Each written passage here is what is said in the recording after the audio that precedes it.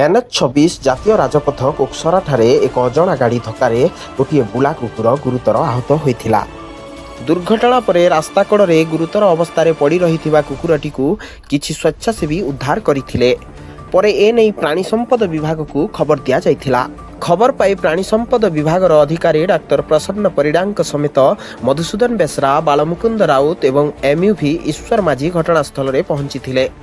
ସେଠାରେ ଆହତ କୁକୁରଟିକୁ ପ୍ରାଥମିକ ଚିକିତ୍ସା କରାଯିବା ସହ ଆବଶ୍ୟକ ଇଞ୍ଜେକ୍ସନ ମଧ୍ୟ ଦିଆଯାଇଥିଲା।